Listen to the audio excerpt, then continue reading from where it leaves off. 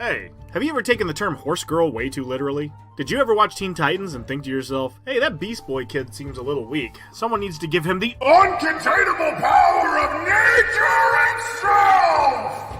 Well, congratulations. You might be a moon druid. But what is a moon druid? Well, let us take the road less traveled, lose ourselves in the bounty of the wilds, and try not to think about the fact that no one knows about toilet paper.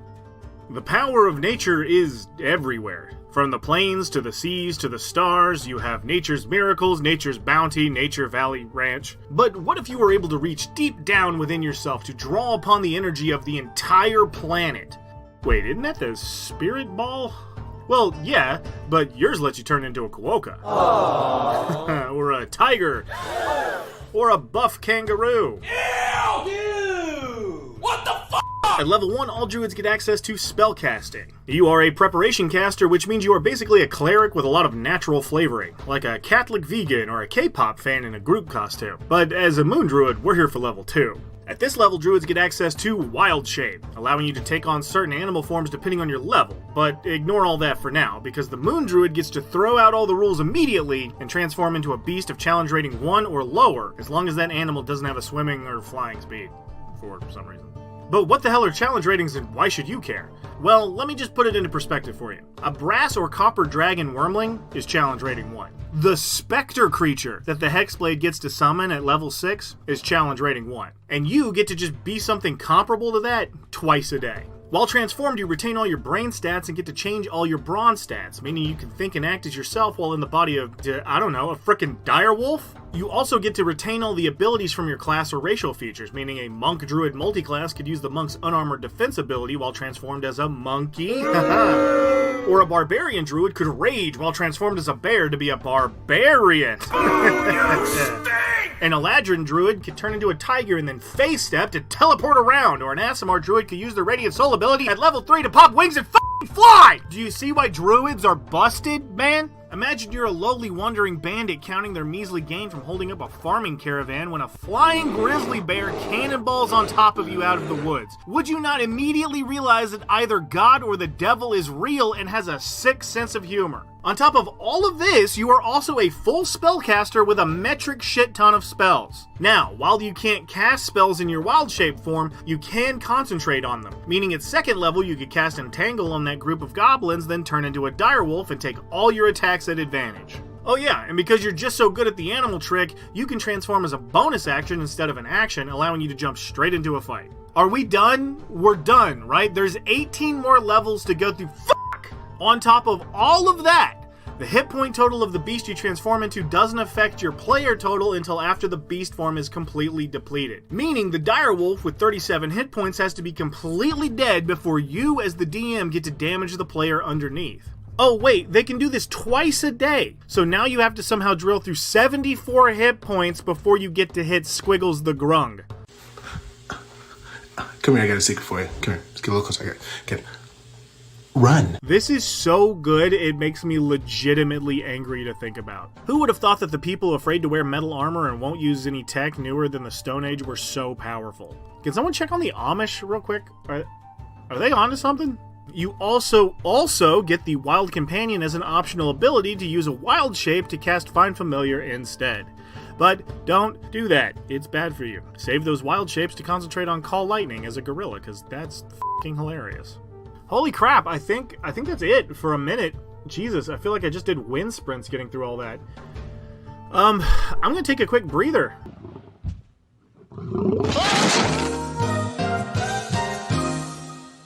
Now, the Druid spell list is absolutely massive, so for my sake and yours, I'm not going to go through many spells here. Pick the cool stuff you want and try to focus on things you can concentrate on before wild shaping for massive damage.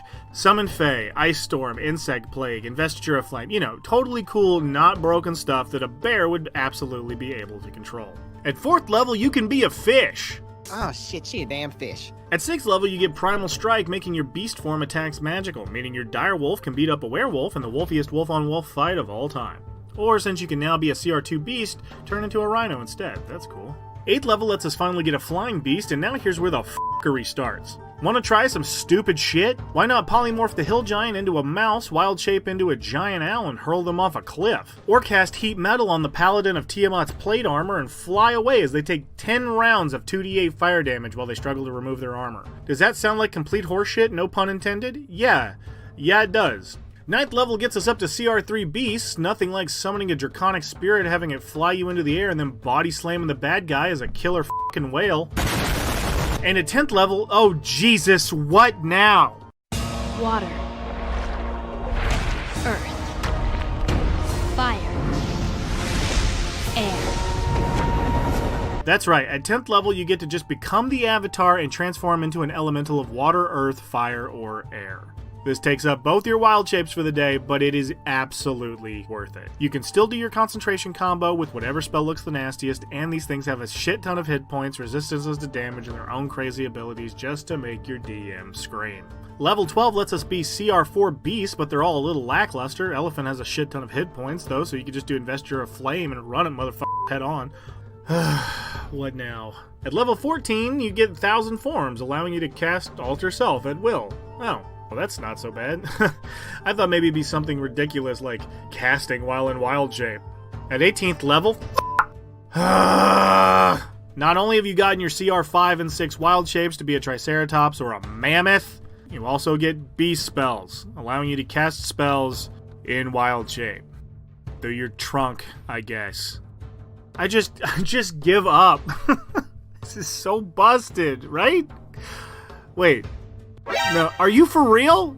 Screw the Mammoth, you have 9th level spells, and shape change is the ultimate wild shape.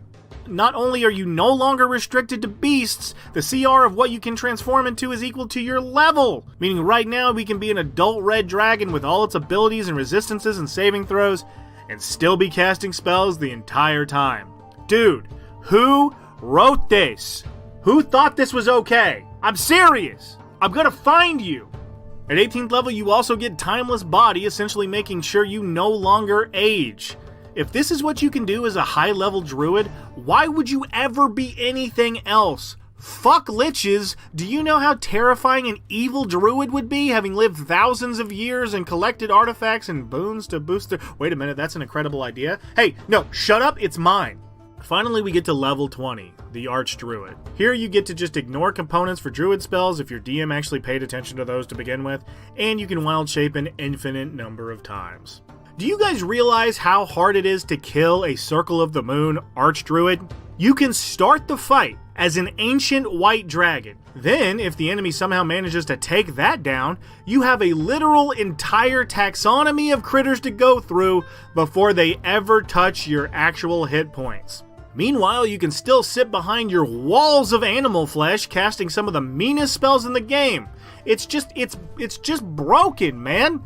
Legitimately the strongest class for sheer survivability. What do I even say here? The Moon Druid is on another level. I would legitimately say that a DM would be completely within their rights to just ban this subclass in their games for the ridiculous amount of adjusting you have to do just to let the other PCs catch up in power. This isn't a subclass. This is a boss fight. So if you're ever curious about pup play, don't mind wiping with a leaf, and want to use the power of nature to give your DM a literal aneurysm, guess what? You might be a Moon Druid.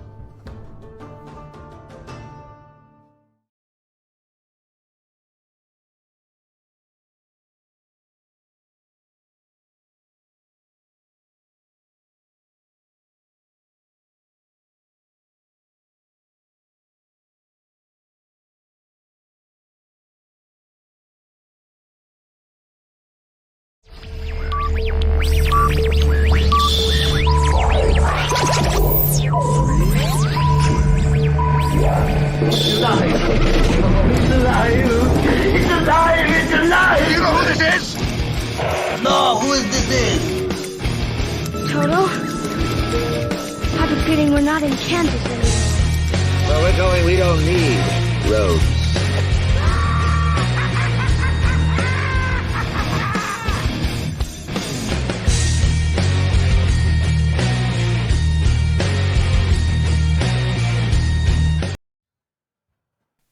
And I just almost forgot to turn my mic back on just as we started to go live. Hey, Internet, how are you guys?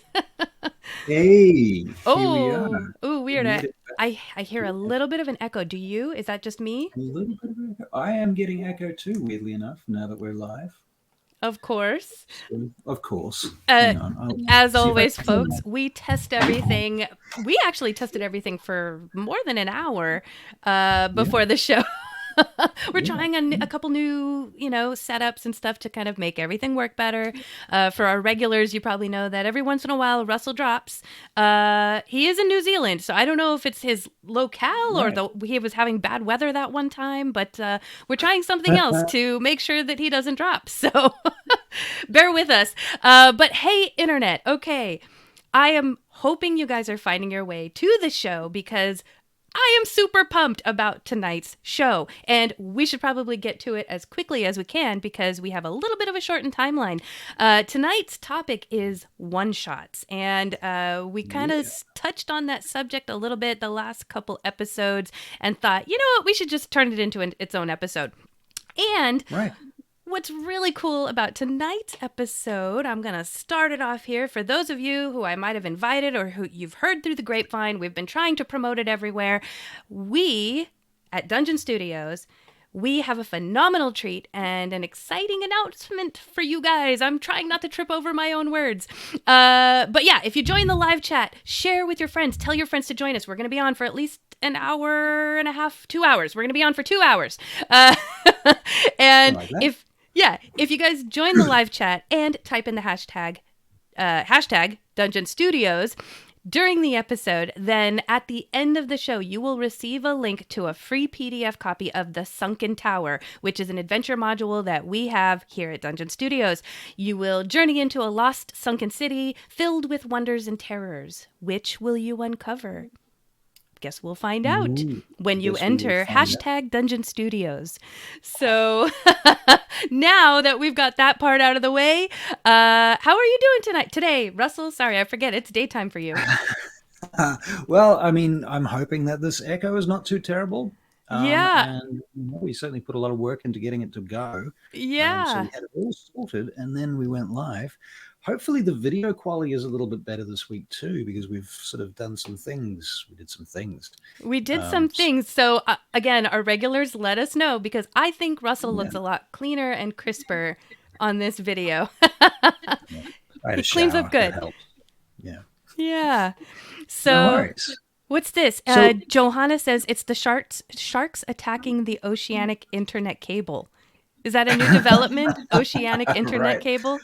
That's quite likely, right? Yeah, that could be it. Do you know there's only one cable that takes all the internet to New Zealand? Like that's it. There's one cable. Right. So if that cable goes, we're so fucked. Oh no. So we really hope the sharks don't attack the internet cable, because that would be a problem. I'm going to try something real quick and see if that helps your sound just for 1 second. I think we can take a second. Okay. All right. Let's do it. Check. That did not fix your sound. Darn it. Okay. I thought maybe Gosh darn it.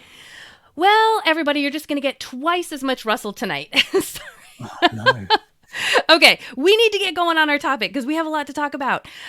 So hopefully you guys, we have a moderator in our chat. So all of you who are doing hashtag Dungeon Studios, keep at it, share with your friends. Promise you, I give you my word, you guys will get a link to the PDF at the end of the show. And if you don't, let me know. Let us know. Reach out to Dungeon Studios. And I'll tell you more about that later. Okay, so topic for tonight, one-shots. Okay, so one-shots. Let's see. I feel like anyone in the D&D community probably already knows what a one-shot is, but let's just say they are D&D adventures that are designed to be completed in a single gaming session. That's a good, to-the-point description, right? You think? Right. Yeah, that makes sense. I gotta stop. I keep hitting my laptop and it's shaking, and I'm sure everybody knows I live in California. It's not an earthquake. Sorry, guys. All right. So even though it's a one-shot, I will tell you my experiences with one-shots they are never one-shot. They always extend to like 2 sessions, sometimes 4 sessions. I'm sure that somebody else has probably experienced this. What about you? I mean, you're a paid DM, so you're probably you Yeah. curate your adventures to be. Well, look, I do squillions of one shots. Now, look, just before we do continue, I'm going to try and mute myself on one of my 2 audio channels. And let's see how and that goes. See if this fucks everything up. So, can you Please. still hear me? Are you still getting that echo? I'm not getting the echo anymore. It's wonderful. Right. Oh, wait, Excellent. hold So on. Wait. I might be able to hear you, but no wait. one else can. Nope. Everybody should be able to hear you. Wow, I see your little mic thingy moving. So the mic thingy's moving. Excellent. That's a good start. Can we just get some feedback from chat, perhaps, to see how the sound is? Yeah. Because if this is the way it's going to work, then we have finally nailed it. We're hoping, and I'm hoping using this new system, we're not going to get video dropouts today. So right, after 40 shows, we're a smooth running machine. Right, we should be a smooth machine by now. That's true. Okay, so back on topic. I do a squillion one shots. I have done. I don't know. I'm guessing probably 100 one shots at least so far. Now, to be fair, many of them are the same one shots because that's the beauty of one shots. You can reuse them over and over again, right? Until you get sick of doing them for yourself. That's the thing. You can get bored of doing the same one shots.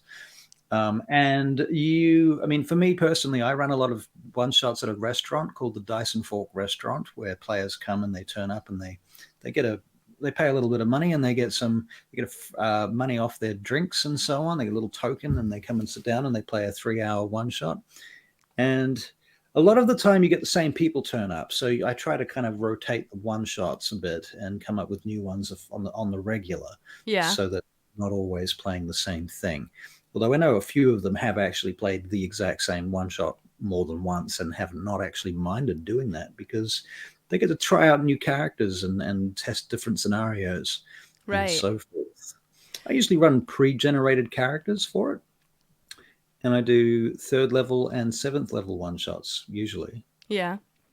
I can see the appeal of running the same one shot if you're doing it with different folks, and even I guess with the same folks, as long as you're playing different characters, then it's probably going to feel a little different because every character brings something different to the table. Exactly. Yeah, so that's what I was going to tell everyone. So if you didn't know what a one-shot is, that's what it is. And there are the pre-generated modules or pre-generated one-shots like Russell was saying, or you can homebrew something, which on the second half of our show, I think we're going to discuss how to homebrew a one-shot because absolutely, I think this is how it came up in the last episode was we were talking about how I've noticed people asking like, oh, I've got some so-and-so's birthday's coming up and I need to run a one-shot. Do you guys have ideas? And I always like it's gotten to the point where I want to reach out into the chat and tell you guys like it is so easy to make up a one-shot on the fly. Now, all the other stuff that comes with it, like, making sure you have a battle map and all that other stuff, I mean, that's probably what's going to take more work. But coming up with a one shot on the fly should be no problem for you. And that's what I'm hoping we're going to do. I got a formula for you. Right? So, Avery's in here. Oh, hey, I come in and you're speaking about me. You summoned him. Summon Avery. Mm-hmm. Spell. All right, so Russell touched on a few tips for running one shots, right? If you're gonna run, let's say we're talking about pre-generated one shots and modules and things. Pre-generated characters definitely streamline character creation. Whether you're the DM and you're like, okay, I have these 10 pre-generated characters and there's 5 players here. Pick something. You guys pick out of them. You can always, if you're using D&D Beyond, do kind of the randomized character generator that it does. What else probably saves time? For one shots, in terms of preparing the one shot you're talking about specifically? Yeah, just anything to help kind of save time. Having your maps set up beforehand, knowing what you're going to put down on the board. I mean, I go in there with my, I roll up with this thing. Mm-hmm. Every week, and I throw that on the table first. And even though you roll it out like a big giant red carpet. Yeah, basically, and it becomes it's like I don't know. People use it to put their cups on and everything. All their computers and stuff are all sitting on there. But it's big enough that I can pretty much not have to worry about that, and it's pretty resilient too. So, take all the minis that you're going to use, the terrain that you might end up using. I've used some fancy terrain in that time as well. Mm-hmm. And have some idea what you're going to do with it. I mean, in some ways, what you turn up with to some degree can dictate what you do with your one shot. If you don't take all the stuff that you need for a certain one shot, well, obviously you're going to have to do something else. Right. So, you're going to have to pivot.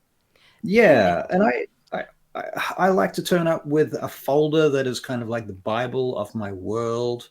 And in fact, recently I had a player, Simon, gave me a laptop, which was amazing. So, and not to say that I haven't had some amazing things given to me by other players too, because actually Avery gave me a computer too, but it's not a laptop. Okay. So I can't take it into a restaurant. But the laptop's super useful because you can turn up at the restaurant, flip it up, and I've got access to all my Google Docs and all of that stuff. And if you were using World Anvil or something, you would have access to all of your shit right there.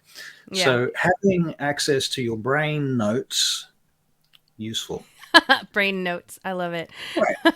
Now, D&D Beyond is your friend, in my opinion, for running one-shots because it is the tool that allows you to throw together an encounter in about 10 seconds. Yeah, that's true. It does have that encounter builder feature in there. Which is amazing. It's what it's best for, honestly. That's the most useful tool it has, besides, I guess, the character builder, but I don't use that very often because I don't make characters so much. Yeah. That's all I do. I think I have like 100 some odd just characters just sitting in there. Right. I mean, every now and again, I will make up a bunch of characters. I'll spend a day doing it, and I'll print them out, and I will put them in a folder for one-shots. Mm-hmm. And my folder for one-shots kind of looks something like, give me a moment. I've got a couple of them, actually. So I turn up with something that looks a bit like this, right? It's just a plastic thing with some character sheets in it, and then put that on the table and say, there you go, those are the third level pre-gen characters for this particular session. And people like Avery, of course, have played most of those pre-gen characters. So at regular intervals, I like to print out new ones and surprise people. And then they give me feedback. These characters are not optimized. And I'm like, well, yes, no, they're not optimized. That was the point. Yeah, right. We're not doing a min-max game here. Yeah. But I mean, we're just talking about prepping the one shot at this point. Yeah, prepping, or I think basically I want to talk about like what DMs can do. What are helpful tips for DMs for running one shots? Because I have a few things that are just player specific, but I'll leave that for the end. Yeah. Right. Okay. Well, I mean, as far as DM specific things, one shot needs about three things. You need a little bit of story, a little bit of action, and a little bit of role playing. Right. You've got time to immediately. So have you heard the phrase in media res, right? Mm-hmm. In the middle of things. Yeah. Start in the middle of things. You don't have to have a whole setup, conflict resolution, 3-act structure. It works better as a 1-act structure, honestly. The chicken is crossing the road. Will the chicken get to the other side? There's a question. You answer it. It's that simple. You don't need to have the chicken gets up in the morning and makes breakfast for their little chicks and goes out to the road and then has to navigate across the road and then fails. And then the next day they try it again and do it a different way and learn something. And, it doesn't have to be that complicated. Right. You can put the players at the door of the dungeon or even inside the door of the dungeon and say, just give them a speech. This is how you got here. Right. That's works. What I had that as a point down later, but us writers call it in late, out early. Is a phrase I've used a lot. Yeah, which is very much the same thing. Leave the scene early. Yeah, exactly. I just had to describe that to a fellow writer recently and try to kind of explain that, where it's like you're starting in the middle of the action. You don't need to know how they got there because that will come through like in the action, and then at the end it's like, okay, well, I have a plan, but then you don't hear them talk about the plan. You get to see the plan in action later. So that's out early. Right. Which out early, I don't know that necessarily applies for one shots, but the in late should definitely apply. No, yeah, you should. so Enter late, leave early. In media res, start off in the middle of things if you can. I mean, I've done it a number of different ways. You can have a whole intro sequence. I've done that, and it depends what kind of game you're trying to do. Because from my point of view, I'm usually trying to, frankly, I'm trying to sell my campaign setting to players, and I want to interest them in joining a campaign. That's really what I want to do. So I'm there. I'm sort of selling the world. I want them to see a little bit of the world and a little bit of the lore, and introduce them to some NPCs. right. Because I feel that role playing and NPCs are probably the most interesting part about my games. I'm not the great tactician. I'm not the great rules lawyer. If you want to play one of those games, you probably need a different DM. Right. I'm going to give you story and epicness and characters, and you're going to be able to walk around inside of a sandbox and go anywhere and do anything and talk to anyone and get a response that will make sense. I'm going to offer you pace. So that's what I'm trying to sell with a one shot is, so I've got an agenda, if you like. Yeah. Well, I think though the majority of folks here will probably be running. Let's say they have access to pre-generated modules, or they're going to be homebrewing their own thing. So, yeah. So as far as the DM goes, if you're going to run a pre-generated module, then make sure you read through it, familiarize yourself with it. I am not a module person myself. I like to homebrew as well. Modules are not great for one shots, in my opinion, because you have to. Well, I don't know. I think the Dungeon Studios module is really great for a one shot. Well, so again, viewers, make sure you type in #Dungeon Studios. Right. Now that's fair. But I will say this, and that is, if you are going to run it from a module, the thing that you need to do is internalize it. Right. Right. And that's something that I would suggest to anyone regarding anything, honestly. If you're going to run anything that's from a book, you need to internalize it before you try and run it. Otherwise, the pace is going to suffer horribly. And so you are not going to be able to stay on top of it in the same way. You're going to have, if you're a player, you're going to be sitting there with a DM who's constantly got their face in a book. Yeah. And constantly saying, hold on, I have to look things up. Right. And that's okay, but there really is a sort of time limit to that. You can't just hold the players there indefinitely while you keep looking shit up. At some point, you just got to make a decision and go with something. Yeah. And so that's why you need to internalize it. Right, right. But you've got a point. I mean, pacing is important. And so I think, if you, whether or not you're running a module or you're doing homebrew for a one shot, you, as the DM, want to definitely try to keep things concise, keep things simple. If you're a new DM, that's where this could be hard. And that's where maybe modules are helpful, because then you're kind of like learning by example with your module. But yeah, try to keep things very simple and don't try to add too much to it, because that muddies the water. They need clear objectives, clear goals. They need to know that the point of tonight's session is we have a party here and we have to find the hidden treasure in the caves. Simple agenda. And then that's the agenda, but then you're also going to put like an obstacle in their way, and there's going to be, a monster or something, but just one monster or just a simple encounter of a monster. Nothing that's going to draw everything out for hours. You've got time for maybe 2 encounters if you really, really go for it. Right. And this is, again, I mean, consider we're talking about, let's say, a true one shot where you're really trying to get this all done in one session. Most times, like I said, my experience is everybody's having fun. It runs a little long and they're like, well, we'll just wrap this up next week, So then it turns into a 2 session. But ideally, if you really want to wrap it up in just one session, then yeah, really keep it simple.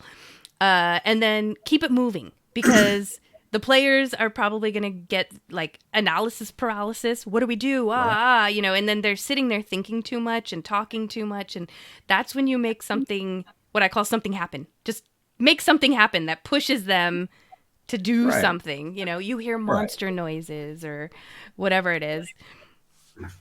Yeah, I mean there's a number of different ways to start your one shot. I mean, a lot of people start things in taverns. I often do that too, but I got really quite sick of taverns. And I like to play against tropes wherever I can, if possible. And so I went down this whole road where I started my one shots in prison. And all the players have been in prison. You've been in prison for 2 weeks. It doesn't matter how you got there. You can decide for yourself how you got to prison. You can decide whether you're there justly or unjustly. It's up to you how you decide what you do with that. And then the very first thing that happens after, so you give them 5 minutes in character in prison with each other, where they don't have anything. They've got no tools, no weapons, no armor, nothing. They're just locked up. In fact, they're even chained up and manacled, but they're in the same room as each other. They have to role play. There's nothing for them to do except role play. They get to introduce themselves to each other and talk about why they're there and what relationships there are. You can watch them role play for a couple of minutes and see what they do and how they interact, and that gives you a pretty good idea about what sort of role players they are and where they're at. And from there, you can drag it out if you want to. If they're really into that and they're really role playing, you can drag it out. But if they're all very kind of, I'm not really sure how this works, and I don't want to embarrass myself, you can speed it up.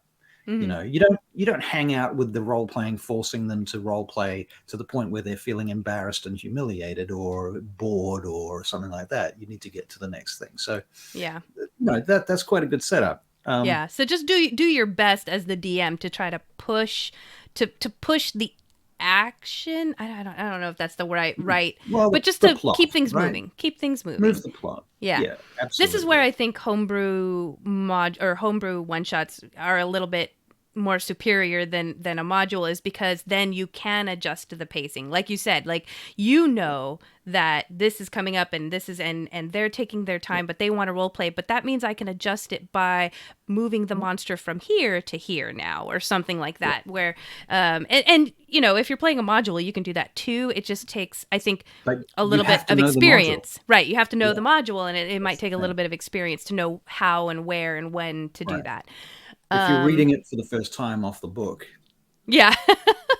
You're like, wait a minute, let's see. Can I move page 2 to page 17? Yeah, right. Yeah. I mean, if you haven't even read the module before, you're in trouble. Right. And then people do run games from books like that. Right. I would say that also try to prepare extra material just in case they get through everything quicker than you expected, and that could be, you know, well, now the loot, there's a clue to another thing, you know, or think of some kind of idea to maybe extend it. Maybe as they're finishing the adventure, and you still have 2 hours left to your session, an NPC comes in and tries to steal it from them, and now there's a chase scene or something, you know, whatever it is, but come up with some additional material just in case. I don't think that's probably the common thing that happens. Usually everything runs long, but I always try to come up or learn how to make things up on the fly. Right, exactly. I mean, you can drag out a one shot in a number of different ways by throwing in extra encounters. For example, you can have the guards randomly stop the characters and try to blackmail them or something like that, which I do all the time. You know, it's always, you know, halt, stop, wait, state your business, you know, right? You're not going past here. And then they have to hand over some money basically before they get to go past, or they have to make some sort of persuasion check or something to get past the guards who are blocking the direction that they need to go. Right. You know, you can drag things out like that. And again, I was going to say the tip again, though, is if you're going to try to drag things out, still keep it simple. Don't go too crazy, because then that one thing that was maybe going to extend it for an hour or two now turns into another session. Yeah, right. Exactly. So, I mean, the thing about a one shot too is you want it to be kind of self-contained. You want a story that has a beginning, a middle, and an end to some degree, even if it's a one-act structure. It's the thing about 3-act structures is really you can't get away from them. Even a 1-act structure is really a 3-act structure, because it's still got a beginning, a middle, and an end, even though those two ends are very short. Yeah. Avery just put in a quote. I love Futurama so much, Avery. You are my little hero right now. It took an hour to write, and I thought it would take an hour to read, which that's Fry from Futurama. I love it. Awesome. Yeah. I'm not seeing the chat here for some reason. Uh-oh. Overview. Where this is episode 41, one shots. Yep. My That's replies, us tonight. overview. Which, by the way, folks, if you haven't heard already, if you're watching the show live, make sure to put in the chat hashtag. I'm looking at the chat, thinking you guys are seeing me. I should look at my camera. Yeah. Put in the chat hashtag Dungeon Studios, and at the end of the show, you will get a link to a free one-shot module from Dungeon Studios called The Sunken Tower. It's really cool. It is. Just take my word for it. I'm just saying it's really cool, but you I'm can't. actually going to run it as a test and stream it at Yeah? some point in the next few months. Yeah. Wow, cool. Josh and I had a conversation. All This is what we're right. going to do. Yeah. Well, so I feel like we've talked a lot about what a DM can do to prepare for and to kind of like help streamline running one shots. Anybody in the chat, if I've missed anything, call it out. Call us You got out. any questions or what have you? Yeah, questions. But I want to move on to tips for players, right? Because again, I feel like the majority of folks I see nowadays running one shots are people who are trying to dip their toes in the water. Just before we go on to players, Yeah. if I may add one last thing, I think that's kind of important is you got to get, as a DM, when you got a one shot, you've got to get those players to work together and you got to do it fast.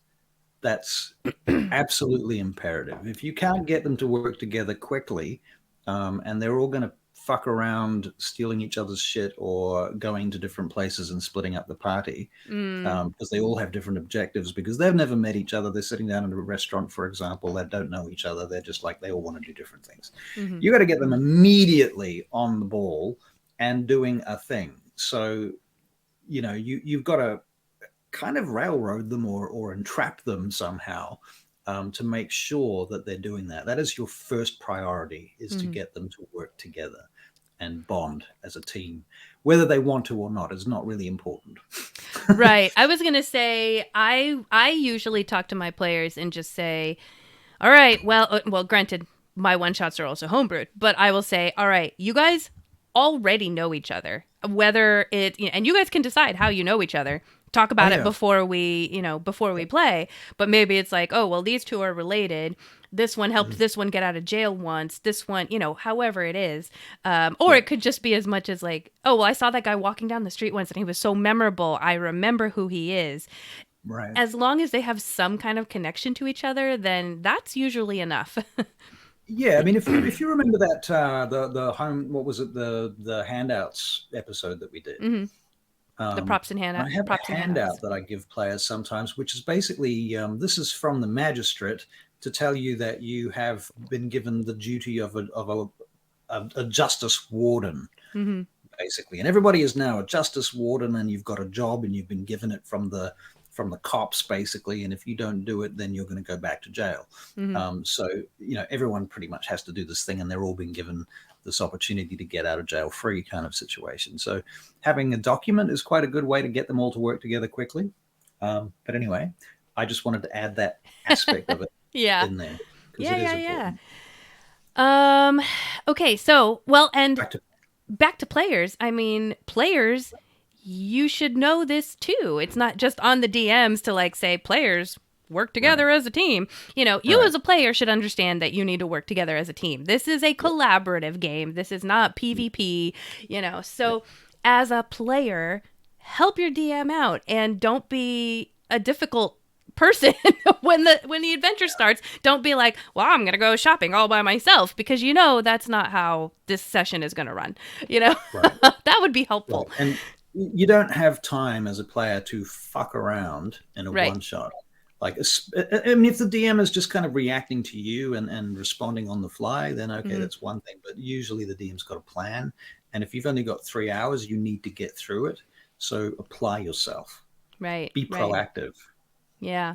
So again, if you're like a new player and you're just dipping your toes, then you're probably going to play a one shot, because that's how you don't have to do a long-term commitment to a long-form campaign, and you're trying out a one shot. So maybe you don't know some of this stuff. So this is going to be helpful for you folks.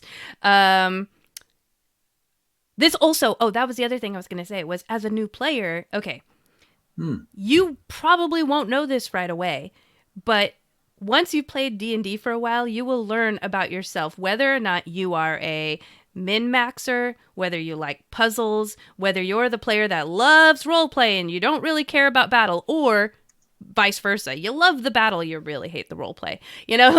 So there's all this stuff about being a player that you may not even know about yourself. So yeah, playing one-shots, that'll kind of give you a little bit of a flavor for what you enjoy about the game, so that when you join a long-form campaign, now you can really dig deep into that. You like role-play, now you can create a really deep character with a lot to explore. What else? Oh yeah, on that note, because it's a one-shot, you're probably not going to want to create a character with a really deep backstory that you won't be able to explore.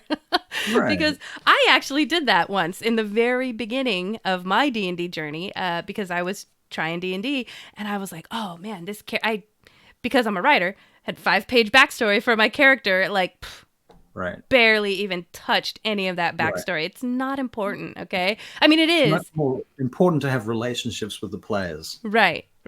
So, I mean, now if this is a character you think, okay, well, I'm going to give it a test because now I might want to move it into a long form campaign, then that's a way for you to test it out and work out the kinks. But just know that any deep backstory and deep role playing you may not be able to experience in a one shot. I mean, you can do deep role playing, but you're not going to get deep into your backstory. But the role playing is going to be about the collaboration. You're right. Group.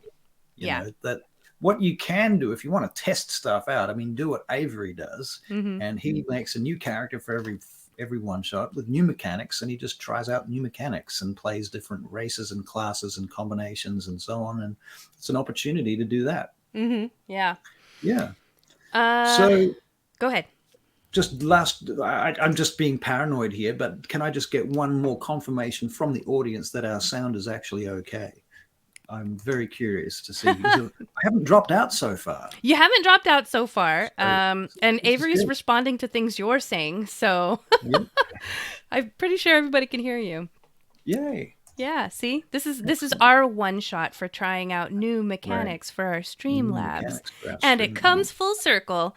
By the way, folks, if you guys I'm just going to do it again. If you're in the chat, hashtag Dungeon Studios for that free module at the end of the show. They will get it. They'll send it to you. But share with your friends, man. Get them on the show because we're only going to be on for like another hour and 15 minutes. So, all right. On with it. Yes. Back to tips for players. Let's see. We're talking about backstories. Do your best to learn your character's abilities, things like that. So you're not taking time during battle going, I don't know what my... Now, not to say that won't happen anyway. It's probably going to happen. But do your best to not have that happen, you know? Just make sure you understand as much as you can about what your character can do so you're not taking that time during the game. Yeah, absolutely. Yeah. And socializing to a minimum. Not that I'm a socializing Nazi or anything, but I just, True. That's true. Know your character. I mean, that makes a big difference. If you've not played before, you want to play like a fighter or a barbarian or something, not a wizard. Yeah. Okay, so Avery said don't jinx it. So I'm going to knock on wood because I am a little superstitious. That's the Filipino in me. And Christina says hi, and I'm thinking this might be the Christina that I invited to the chat. I don't know. Say hi though. Hi. All right. Christina played in my game last night. Never mind. That's your Christina then. I had a Christina that I invited. She joined the Burning Path last night, and she played D&D for the very first time in her life. And we spent a lot of the day getting the technical stuff organized so that she could do that. So that's awesome. Well done, Christina. That was impressive. We got there. Yeah. Yeah. All right. So, and then, here's the other thing that I was going to say. Okay. So we were talking about, try to move things quickly. Oh, yes. Oh my gosh. Okay. I have a player that does this. He likes to create characters that's always like the lone wolf, and I don't share my secrets with anyone. And I'm like, okay.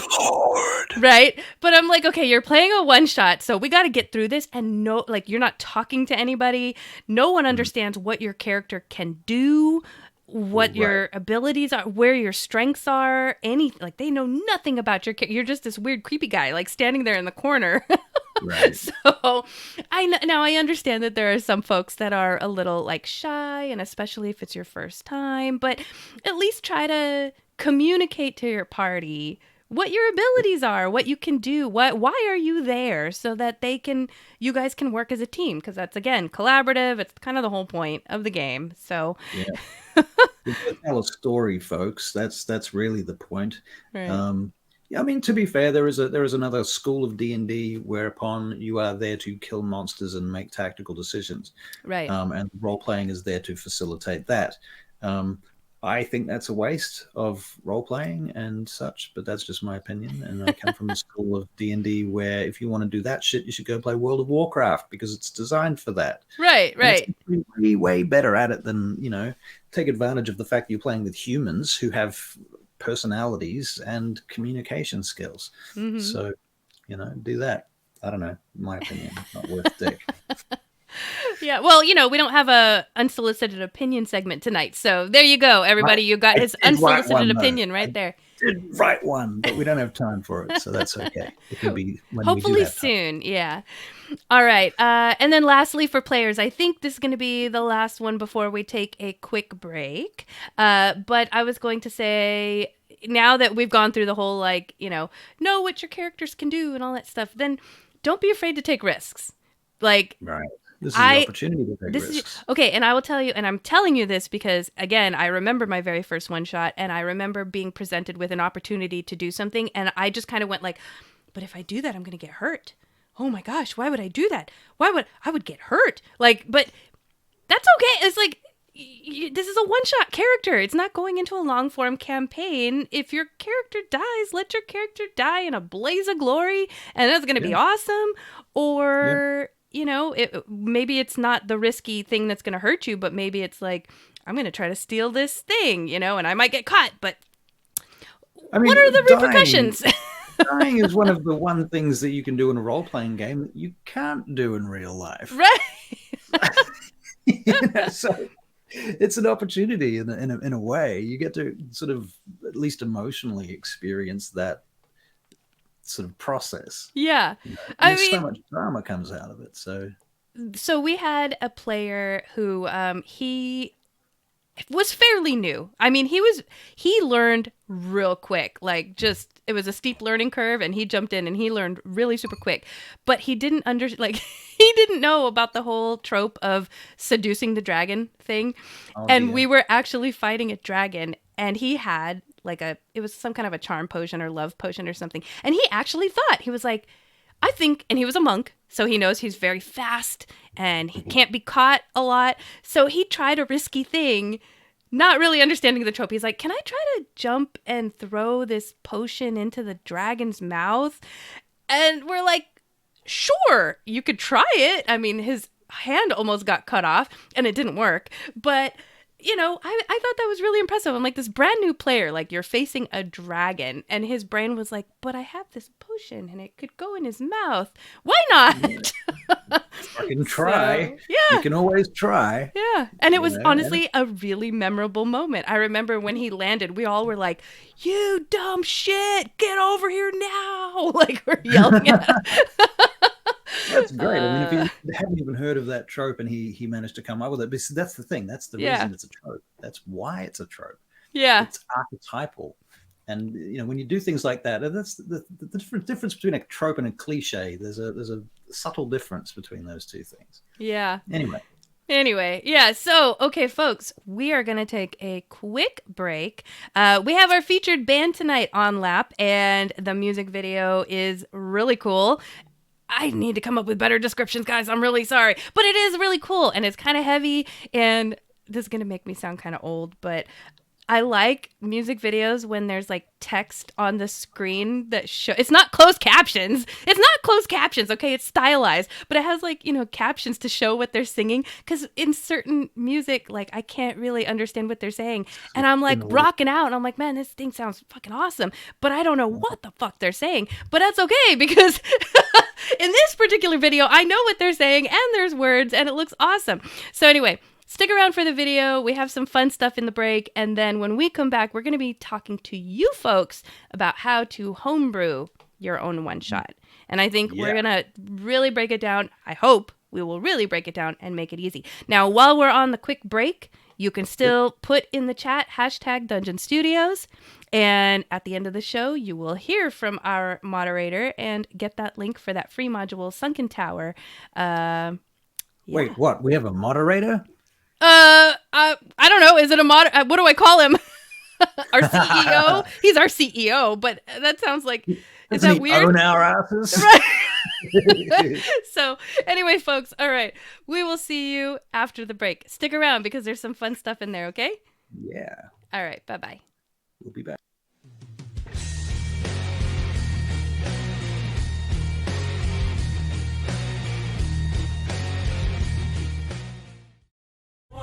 Have all the mind players come to light. Tentacle face, psionic blind. Harness the patrons, a crew. It's time to idle. Suck out your mind. High intellect, what do they have to gain? Illithid servant, the elder brain. Calling the weak that they find like time to idle. Suck out your mind. I'm addicted to the way your mind is played right there before me. I'm an aberration creeping in the underdark. Just look. And I share everything, brain we speak with telepathy, lawful evil, eat your brain, I drop your HP down to nothing. Show me what's inside your mind, behind that pretty face. I can't dominate monsters, but they take once a day. And you can lead your buddies to me, make them wish they fled. I'm in their heads inciting dread, and now they're wondering, what are in?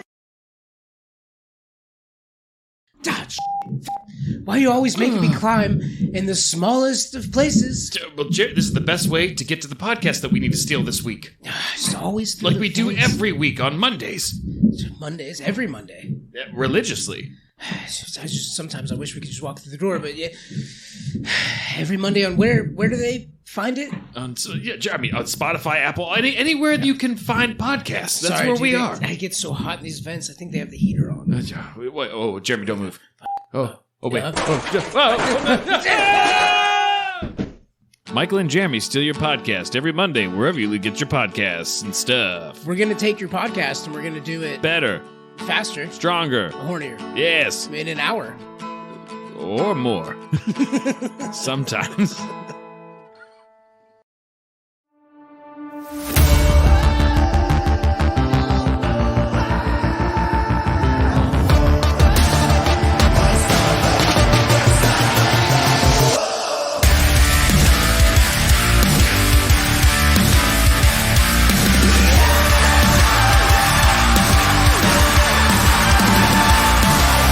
Eyes like they're hypnotized, waiting for the enemy.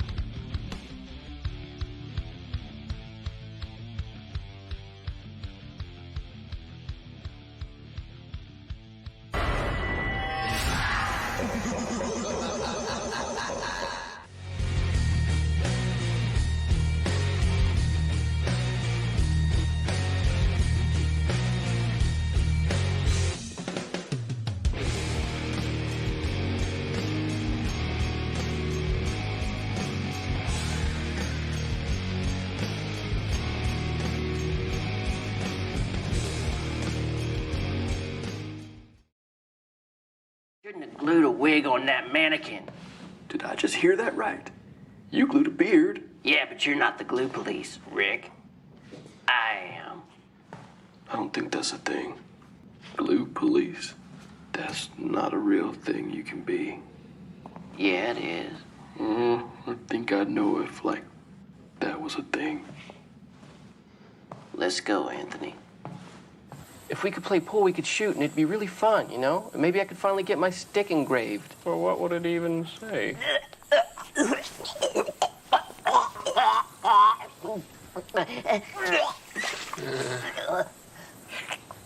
Yeah, ready to be naughty? Oh. Can I get a hi? Nope. Nuh-uh. Uh-oh. Kusta, lots of faith on Balak Okay, yeah, you're the stuff of bad dreams. Calipunclis. Hey, I get it. You're here to kill. Yeah, I'm gonna go. Sorry, demon. We might have a French baby. It's got that funny accent when it cries.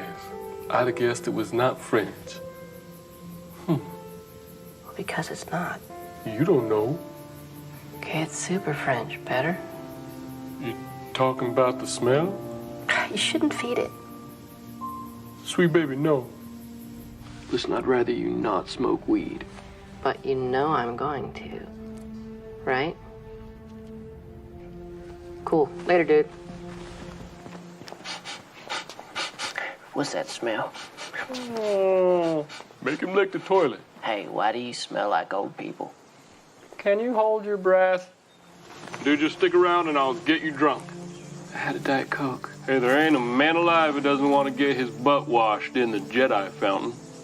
Not now, princess. No, dude, listen. A vagrant child came to me when I smashed my knuckle. Guess what he asked me? What size is your doggy bone? Very good job. What's your favorite movie? Stargate. What? Yeah, right.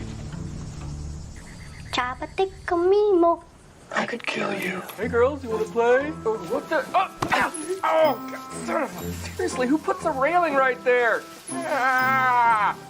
I think I'll sing. I had a greasy bean, girl, and I've been looking for an extra shoe. I got a friend named Crust. Ooh, what's up? You like that? I wrote it. Ow, you just stabbed me. Oh, so sweaty. Because I'm suffering. Yeah. Need a baby. I have a kitten that always laughs when you hold it and sniff its legs, and it's just great for a party when you can't mess around, and its name is Crazy Bennigan. Dude, like, that's a weirdo kitty. Well, it's definitely expensive. You think it could be magic? Why aren't you magic? Yellow bird poop. Why aren't you magic? You're supposed to be magical. This dork made you eat a stump. Leeches just suck. Now listen, kids.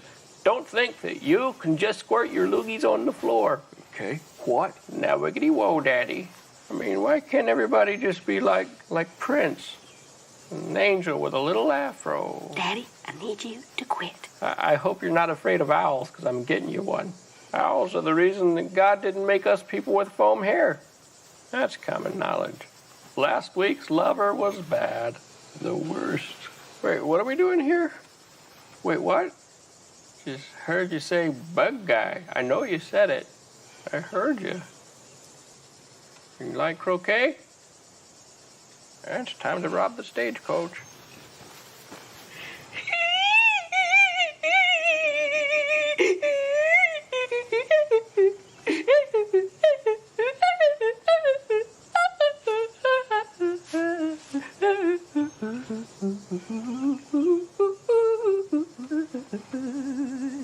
I want to tell you guys, I don't like doorbells. My viral pimple got away, and I kind of want you to get it. And I want that smoothie. When? Now. I'll make it. You're an idiot. Wait, what? That guy's making it. Yeah, tickety, I make a smoothie for him.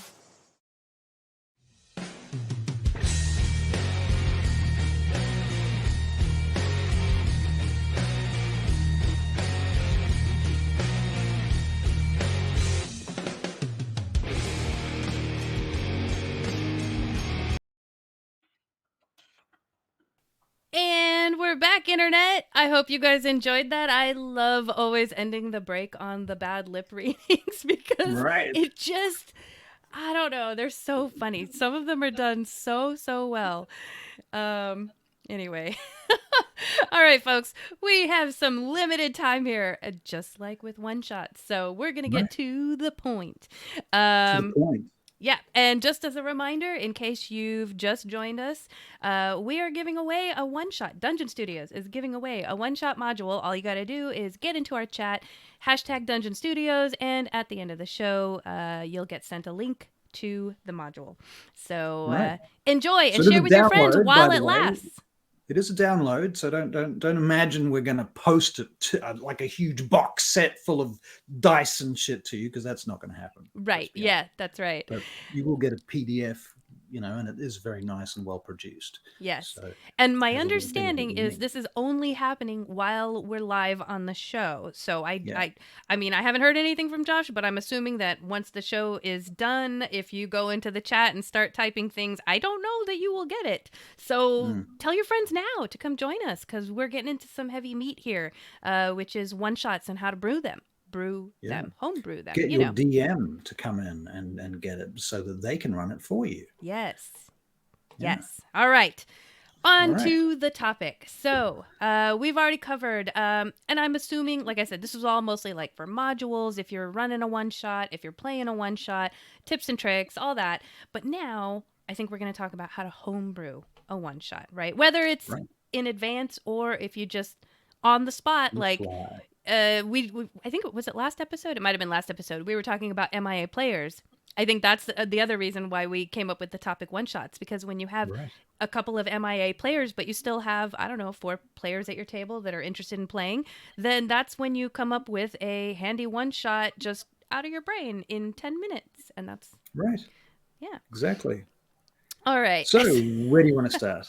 Well, so I believe that you should kind of start off with a good general idea or theme of what this one shot's going to look like. Whether it's you're going to run a heist, like a heist adventure, or it's going to be like just a quest. Like they have to go find the thing in this place, or they have to...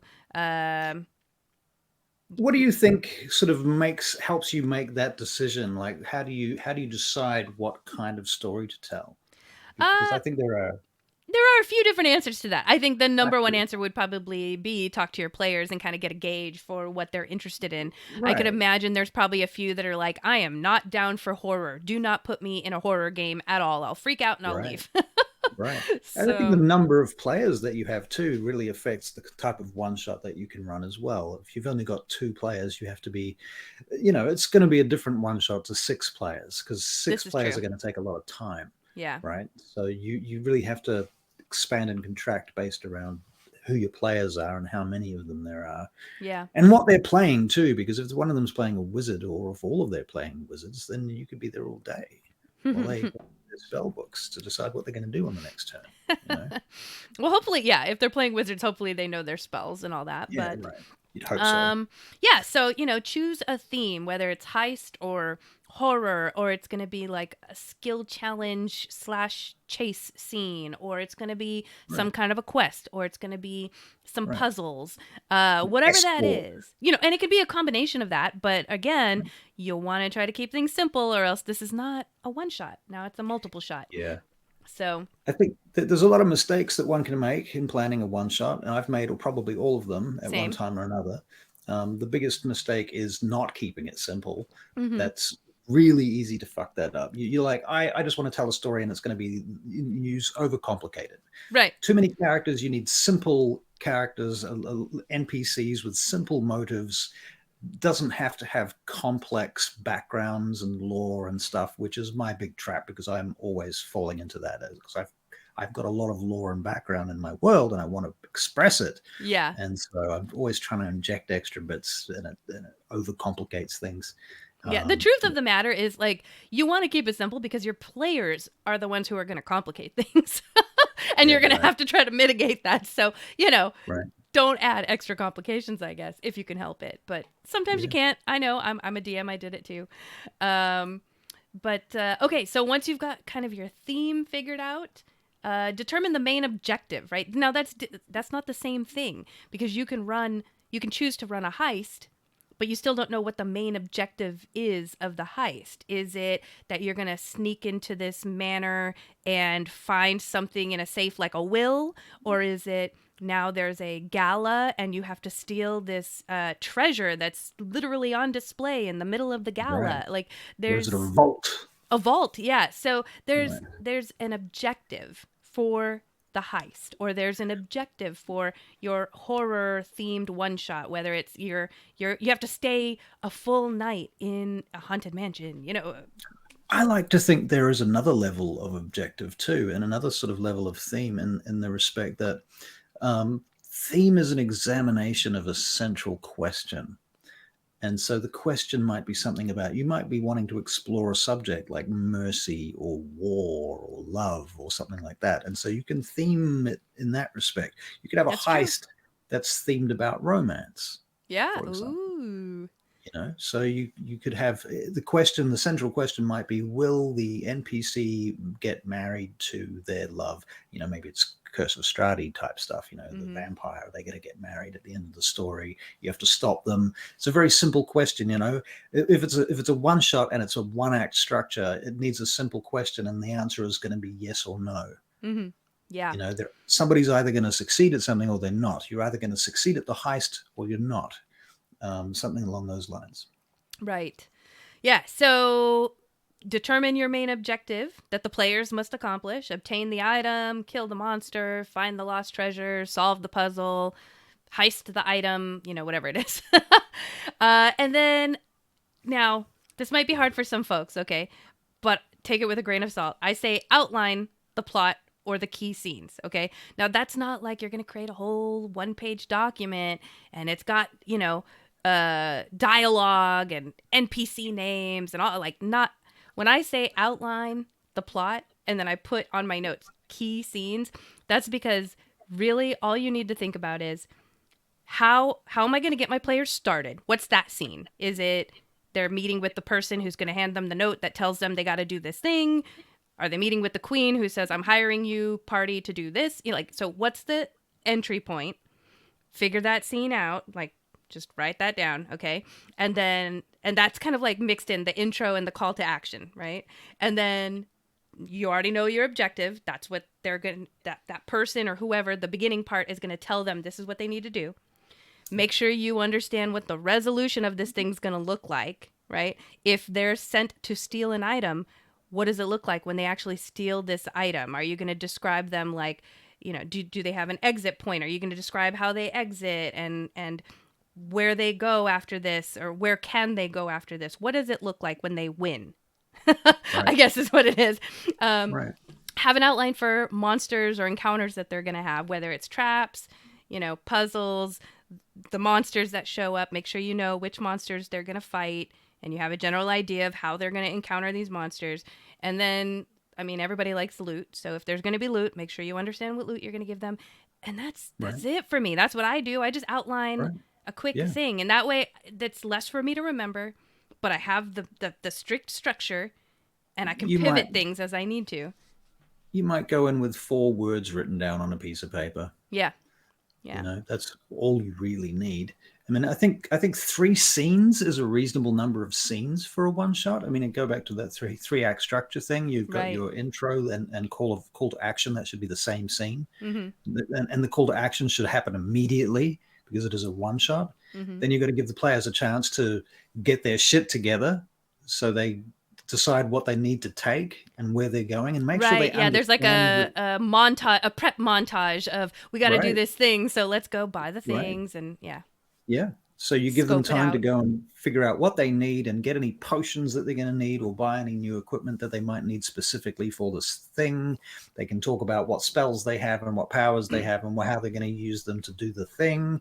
And then they go and do the thing. And doing the thing should take up the majority of the one shot. Yeah. Right? Because it really should. Intro, right? And if it's a 3-hour one shot, that intro should be half an hour.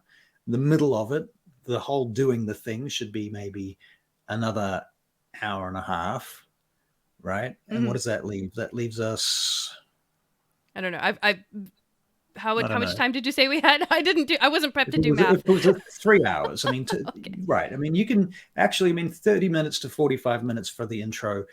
For me, that generally works, and that gives you enough time to do some role playing with it. Doesn't have to just be right. And then you've got like the next hour and a half towards the end to run it out to its conclusion. Mm-hmm. And the conclusion, I like to have a twist at the end of my one shots if I can. There's some sort of resolution that has some kind of something like that. there. Right. I mean, okay, for example, opening scene, you're in jail. You get told that if you do this mission for these evil wizards, they will let you out of jail. So you get gotten out of jail for free. You go to the place where you have to do the mission for the evil wizards. You go and kill the bad guy in the Forbidden District. You kill the monster in the Forbidden District. And lo and behold, the evil wizards turn up and try to kill you. Yeah. So there's a twist, you're like, ha, we did the mission, but no, they're going to kill you. That's the complication. Right, that's the complication. So yeah, it could be that simple. I've just given away one of my main one shots, god damn it.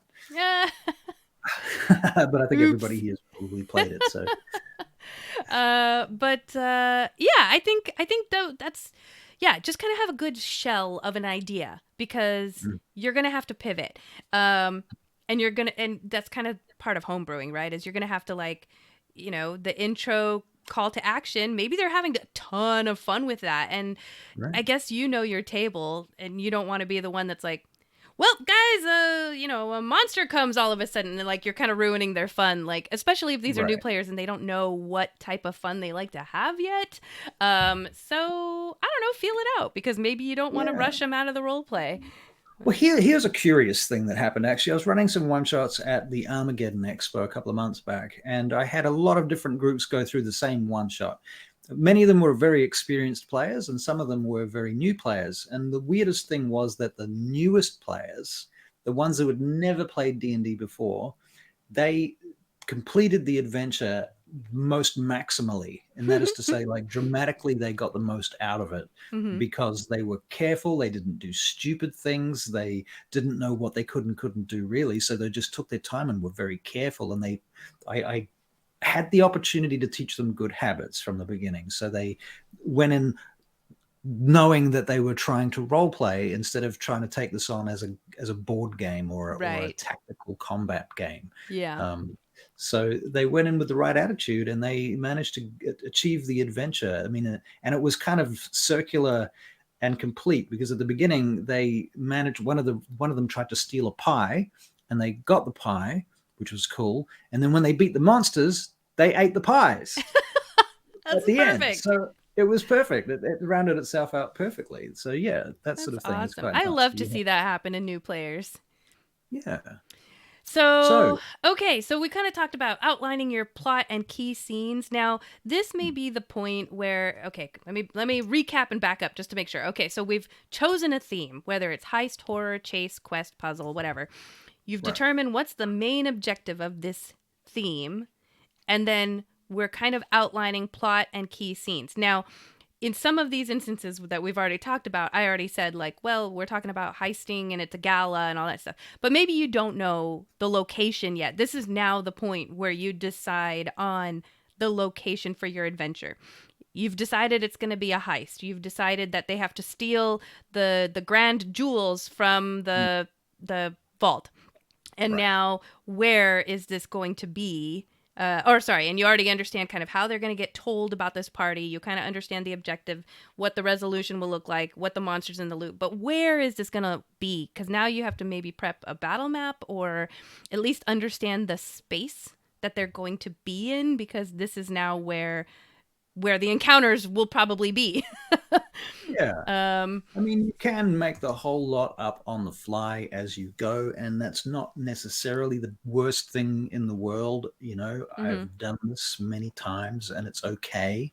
But if you imagine how much brain power you're putting into inventing all of that stuff, and it's okay, imagine how fucking amazing it would be if you'd actually prepared it, because then you've got something to literally fall back on. Literally, you can abandon it and do what you're thinking of at the time. So you can always improve hugely on it. If you've done some prep, you can make it that much better. So don't you know what I'm saying? Yeah, no, exactly. So yeah, just decide on the location. There's nothing wrong. Again, remember keeping it simple. There's nothing wrong with going with the what's the word I'm thinking of? The simplest choice. Like we're gonna do a heist, so it's a bank, it's a gala, whatever. That's fine. It's not like you have to worry about it being it's such a boring location. Like they're gonna have fun as long as you set everything up correctly. They're gonna have fun. But you could also get crazy with it. You can think about like, well, it's a heist and it's gonna be at some tribal society has some relic that was just newly discovered, but this other society over here believes it belongs to them and they've hired you to steal it. Whatever it is. Like, you can get really weird and crazy and different. Just think about how all those pieces connect to each other. Yeah, I mean, I recently did not a heist, a one shot that was quite different to the sort of standard stuff that I have been running. It was a little bit experimental, and I had the players going into a prison essentially, and their job was to extract information from a prisoner. Oh, so not even to set free a prisoner, just to get the information. Just to get the information. It's an information heist. Right, but the prisoner turned out to be an illithid.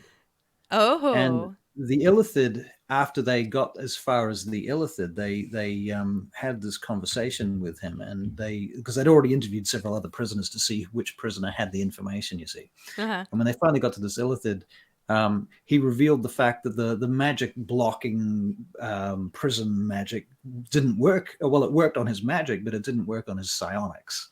And so he was able to control one of the guardians of the prison, and he said, basically, I'll tell you the information if you help break me out of here. So at that point, it did end up being freeing the prisoner. Do we break him out, or do we, do something else? So they ended up making friends with the illithid, and they walked out of it at the end with mutual respect for each other. Interesting. No backstabbing, huh? Right. And the other interesting aspect of it for me was like the illithid needed to eat brains to get himself back up to power. Like at the beginning of the game, he was sick and weakly because he'd been drained of power and had been fed goat brains for the last 1,000 years. Yeah. So when he got out, the first thing he wanted to do was eat brains. The players kind of shoved some of the prison guards in front of him to get that. To facilitate that. I thought they were going to say it was part of the deal that he had to leave town and then he could eat brains. Yeah, no, you would think so, but it was. I mean, the prison itself was kind of an interesting and different prison too, because all the prisoners were on islands inside of a maze. But anyway, long story short, So it wasn't your standard kind of go somewhere, kill something kind of story, and it was very much a more role-playing focused thing where players had to interview people. To find out information. Yeah. I like that though. That's kind of one of the next points I was going to say was once you've really figured out all that, and if you feel confident enough, and if you know your players and you know that it might run longer than a one shot, you can consider adding elements like traps or some other complication, like you said, where it's like it's not as simple and straightforward as they thought. They were told they had to go in and get information, but then they realize, to get information, now I have to do this. And there's like this trickle effect of like, and now I have to do this, and now we have to get the key, and now we have to distract the guard, and now we have what we want. So just, think, try to, it's hard to explain, I guess, if you haven't done it, but like you'll learn your timing and pacing for things. So don't get down on yourself if your one shot turns into a 3-shot or a 4-shot. But as long as your players are having fun, Right. Yeah. So. I mean, I find usually when I sit down to write a one shot, I end up thinking this is going to be a mini campaign. There's no way this is a one shot. It's if you want to write a one shot, you really have to ask a question and answer it. Yeah, it's like it feels like that's the same for me, and I think it's because we're homebrewers. But yeah, making a one shot truly a one shot feels like the difference between telling a joke and just telling like a knock joke, because it's so like quick. It's just 2-3 words or 2 lines and then you're done. Yeah, that's right. Yeah, that's right. So okay, we've talked about location. You will have to prepare some NPCs. They're not doing this in a world where no one else exists, so you're gonna have to prepare a few NPCs. I like to just use online generators because then I can quickly, like, I have a name, I have a personality, I have a description, and probably like a motivation, just in case they're trying to bribe them. Like, maybe this person isn't motivated by money, maybe they're motivated by food, you know. So understanding an NPC's motivations helps to go with the flow when your players aren't necessarily offering what they want, or, you know, getting what they need. Actually, speaking of motivations, I mean, that's an interesting thing. I've got a one shot where at the beginning of it, these halflings come into the tavern where the players are, and they're basically crying. And they've one of their members, their cousin, in fact, a bard, has been kidnapped, and between them they've got like 2 silver pieces. These 2 halflings, so greed is not going to work to motivate the players. Right. So I literally have to role play these halflings in a way that really entices the players and grabs them by the heartstrings and makes them feel sorry for these poor wee little fellows. Yeah. That, you know, and I've got a backup plan. You know, if that does fail, the bartender will offer them some money to help pay for it to work. But I've never had to use that option. Yeah. You know, but That's it's awesome. interesting, you know. So having a good way of motivating the players and then having a backup plan if that fails is not a bad idea. That's true. Yeah, backup plans for your backup plans for your backup plans, just in case. Right. But yeah, preparing NPCs. One shot comes to them. Yeah. So I would say, I mean, again, now you're trying to visualize and go, okay, so I understand the intro. How are they going to be told what to do? Like, someone has to tell them. Who's that person going to be? Well, then that's when you come up with the NPC and just come up with it. Like I said, I think the most important parts are make sure you have a physical description, because they're probably going to ask. Make sure you understand what this person's personality and motivations are. And then any key dialogue, right? Like, you need to understand what's the key information this NPC needs to tell them. What do they have to inform? Right. And on the subject of descriptions, you don't have to have massive descriptions. You just need like one thing. Yeah, this person is true. We talked about this before. This person has a scar. This person has a beard. This person looks mouseish or hawkish. You know, you can say, oh, the hawkish fellow in the corner says blah blah blah, and everybody knows who you're referring to now because you've tagged them. Mm-hmm. Yeah, I like that. You've tagged them with an identifier of sorts. Yeah, I like that. So yeah, just have a few prepared, what that looks like to you, whether it's like flashcards or, you know, an online generator or just a list of names and a list of personalities, and you can just mix and match them as you go. Whatever that looks like for you, whatever works best for you. Make sure you just have some NPCs prepared. Yeah. You can have a database of NPCs that you can draw upon from your world that you've meticulously spent years crafting. No. Well, and this ties in, okay, with backup plans, because you were saying like you have, what is it, the twins or something, where they were trying to, not twins, they were the halflings. The halflings. Right. And so like they're NPCs, and for some reason maybe your players aren't going along with whatever they're saying. Well, now you have a backup NPC that now can come in. So make sure you have a list of NPCs. 2 backups for the scene. Right. So the first backup is the bartender will offer them a small amount of money, and if they still don't want to do the mission to save these halflings' cousin, then another NPC, Drazael, will come in, who's like a criminal underground boss, and basically bully them into doing it. There you go. See? So as long as you have a few NPCs and different motivations, you can be like, oh, crap. Well, they came across the NPC that isn't interested in money, so they can't get the information. Well, how are they going to get the information? Well, now this other NPC comes in and, you know. So that's what homebrewing is like, is being able to, you know, pivot on a dime. And you have all this stuff sitting there that you can just pick from and use. And all the usual advice for any D&D session, of course, applies. You know, don't lock important plot devices behind skill checks. That's my mistake. Done that recently.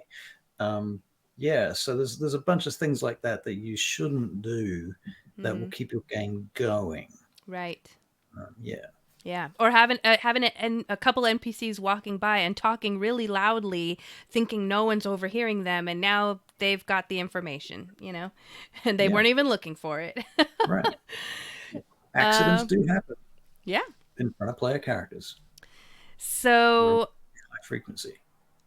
After you have your NPCs figured out, any key dialogue, key information that you need to pass the players so that they can do the things, then is making sure you balance your encounter, right? Because if you're homebrewing, this is now like what level did you tell your characters that this adventure is going to be? Are they coming in at it's a 20th level adventure? Are they all level 5? Are they all level 10? You know, and once you understand what level you've told them, now you got to balance the encounters to make sure that it's engaging enough, right?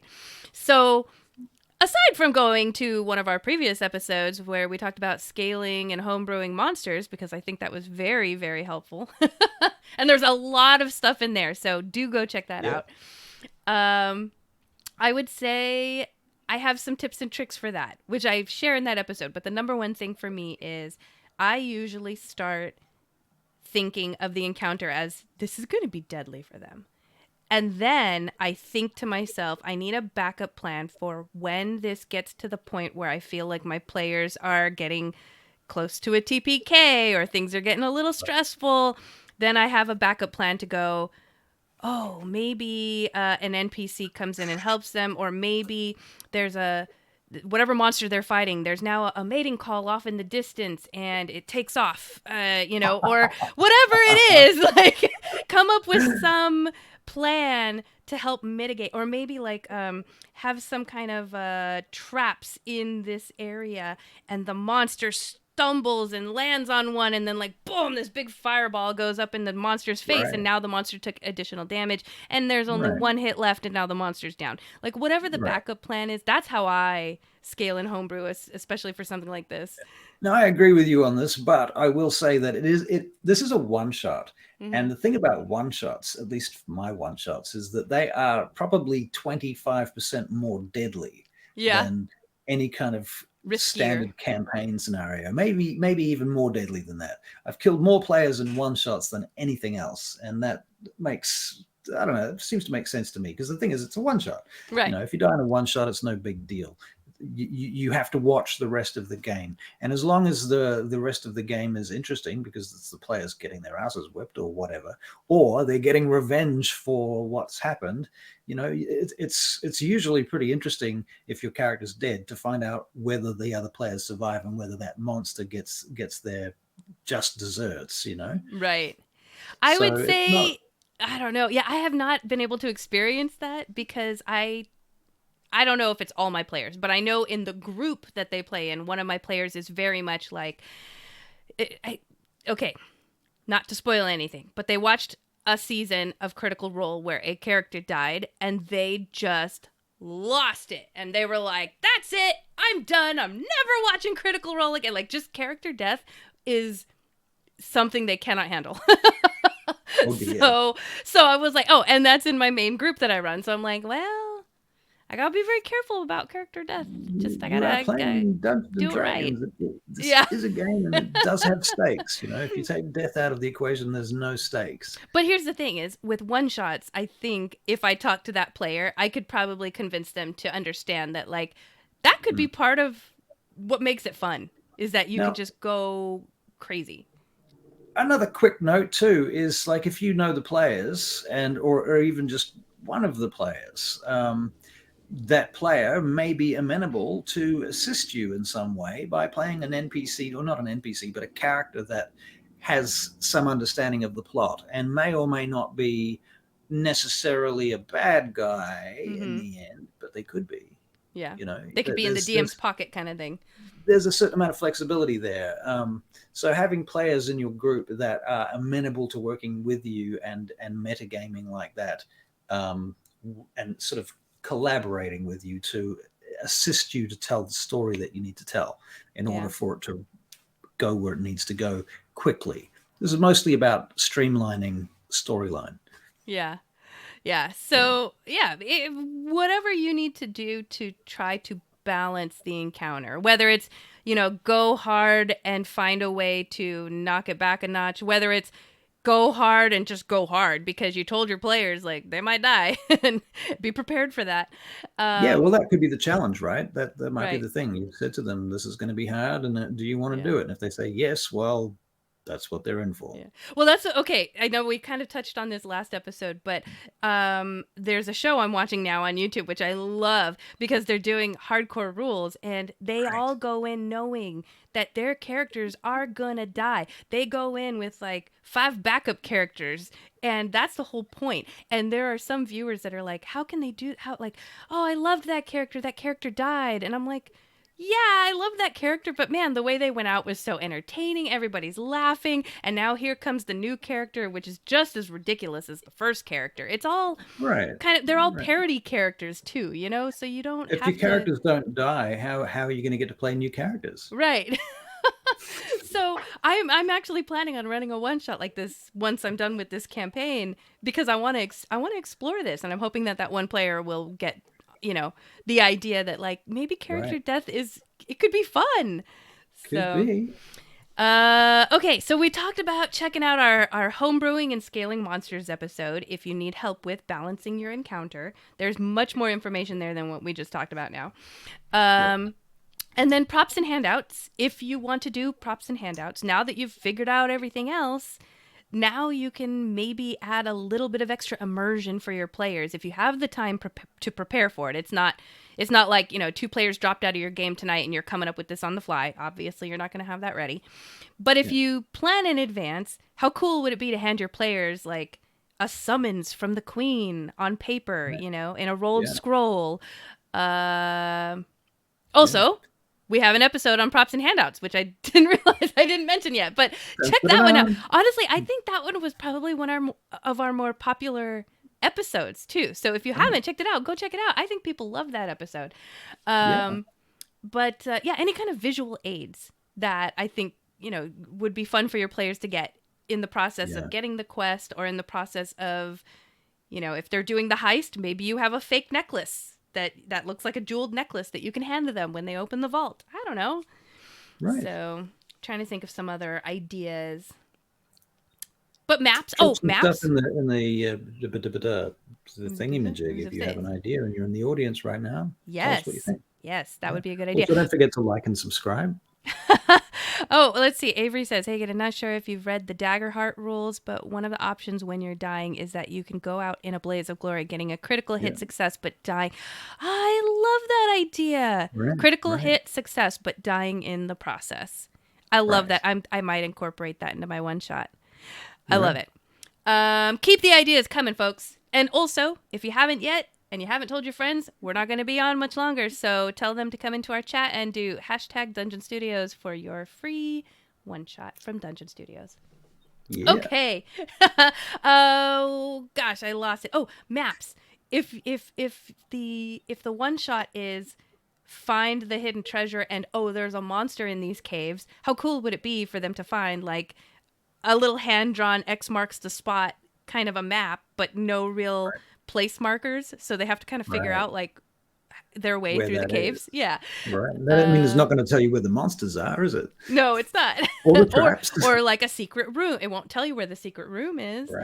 Any puzzles, physical puzzles that they can like manhandle that are somehow work. Clues.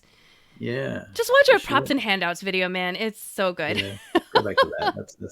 Not to pat ourselves on the back, but I think that was one of our best episodes. Excellent. Okay, we already talked about keep it simple, stupid.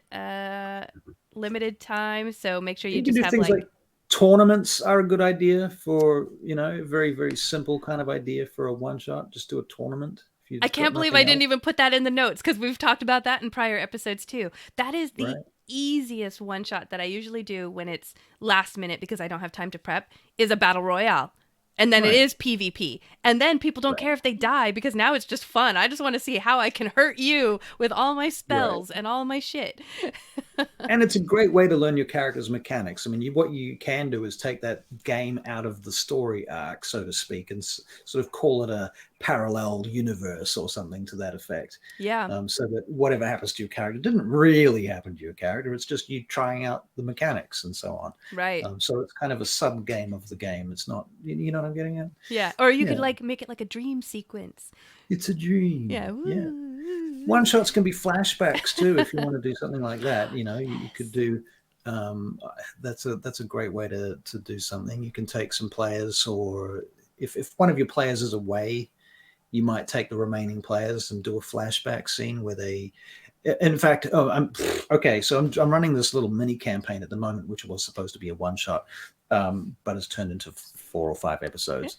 Last game we did, I had one of the players stepped into a pool that took him back in time into one of his memories, and I had the other players assume the roles of the NPCs in his memory.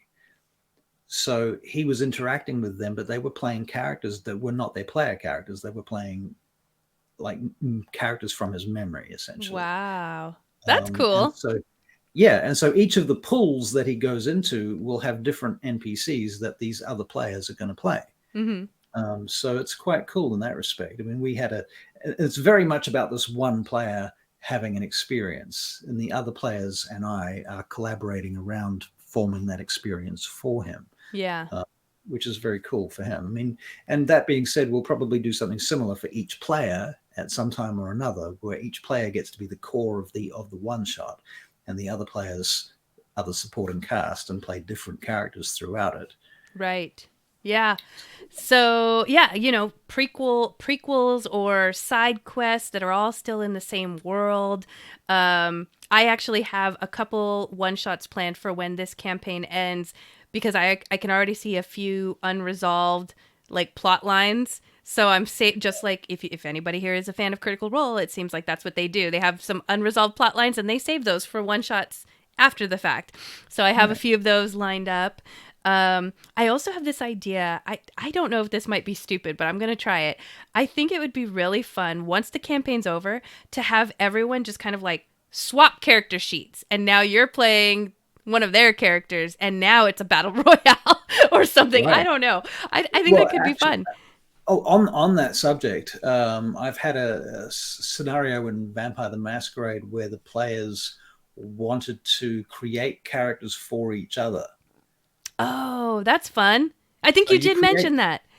Right. So you create the character that you want the other player to play. Yeah. And then you end up playing a character that they've created for you, sort of knowing that they know your play style and what your strengths and weaknesses are. Right. They're either going to make something that's going to really sort of give you something easy that's going to be something you can get your teeth into, or it's going to be a real challenge. Oh, you're going to fuck with them is what it is.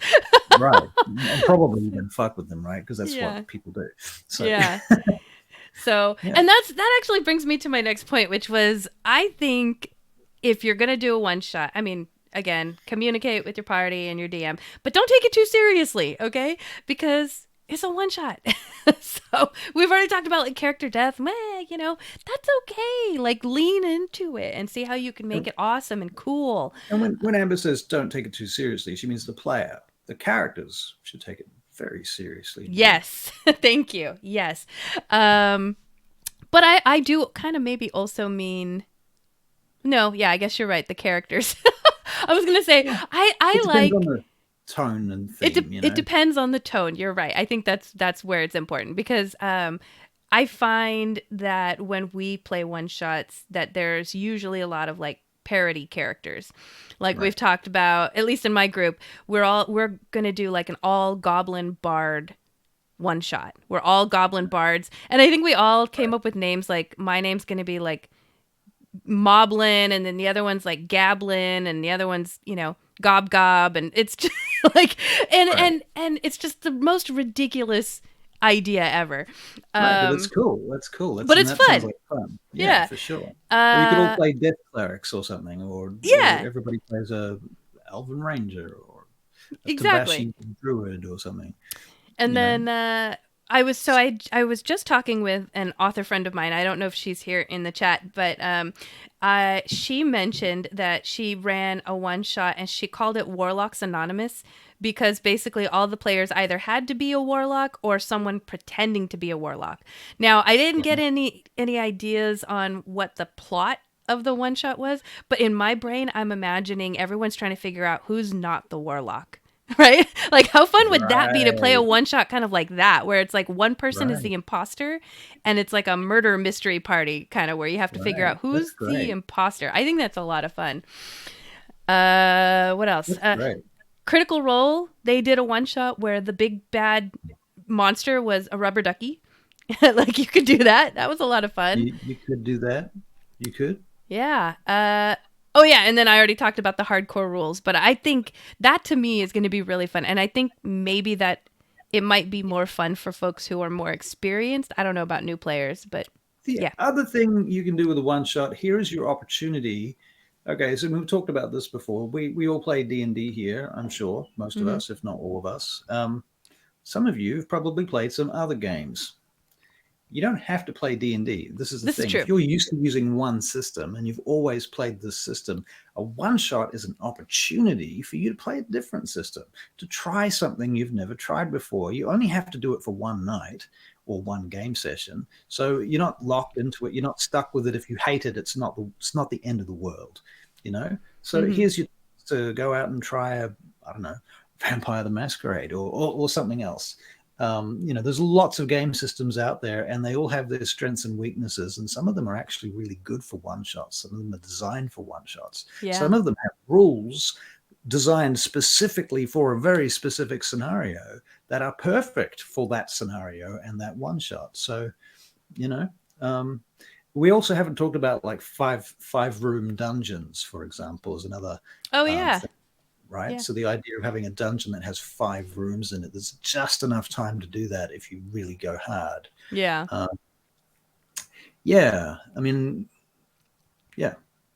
let's talk about that real quick, because I know that Dungeon Studios, we have our Chronicle.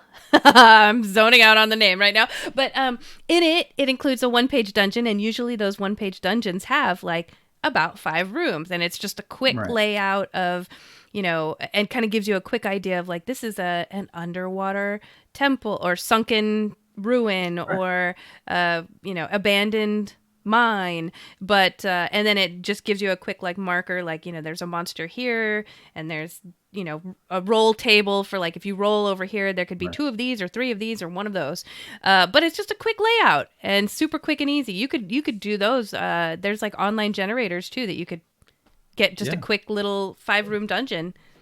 Another thing you can do if you're looking for plots and things for dungeons and for one shots is, if you play video games, you can literally steal them.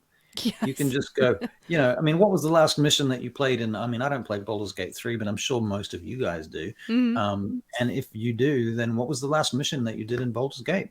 Yeah. That's now your next one shot. It's that simple, easy peasy. I love that you brought that up, because I think I might have talked about this before, but I don't know if I'm the only person that does this, so this might be like shaming myself, but all the video games that I played, I always bought the video game guide, and I always kept them. I still have them. Even though I don't have the games anymore, I still have the guides for the games, because I don't know why I can't let go of them. But now they come in really handy, because like Morrowind, this book is like tore up, but has like a million quests in here, and all the answers of like, this is where do you go to find it? This is what happens. Here's the NPC names. There's maps.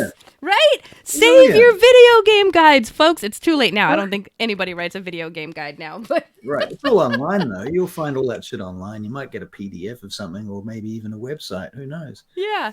So I saved those because, and this has actually been really handy for my Goliath player, because there's like this whole like section of like mountains and stuff. Yeah. Anyway, so video game guides, guys.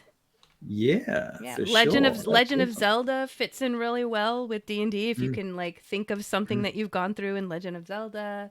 The temples or the locations. To be fair, a lot of television has very simple storylines. Star Trek almost every time has something that's very much a one-shot scenario. Star Trek is a great example of what a one-shot pretty much should look like. Example. most of the time. Not always. Sometimes Yeah. they have more complex, layered over, bigger arcs and such. But and yeah, most of their arcs are layered between episodes over periods of time. But the Right. episodes themselves tend to have singular plots. Here's a one shot where, I mean, what was the last Star Trek episode I watched? They all had to. Have you seen the musical episode? I think so. Wait, are we talking Next Generation? We're talking about the fuck. The what is it? original? Oh my god, no.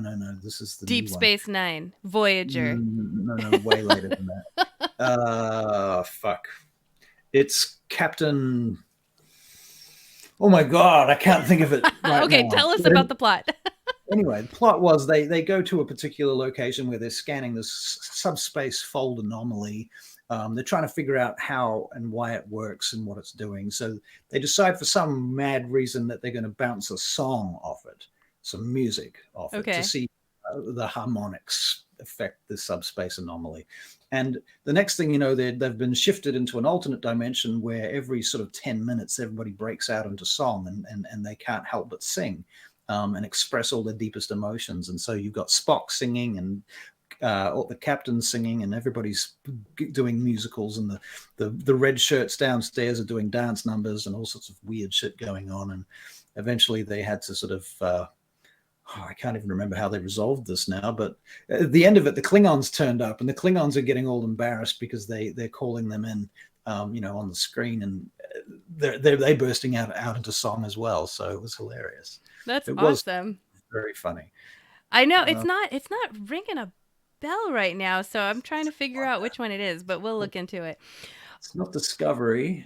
Okay, folks, so anyway, those of you who are in our chat right now, I'm just giving you the 5-10 minute warning that we're going to be wrapping up the show here soon. So if you have not gotten into the chat and typed #Dungeon Studios for your free module, make sure you do that now. Make sure you share with your friends so they do it now, because it's going to be over soon.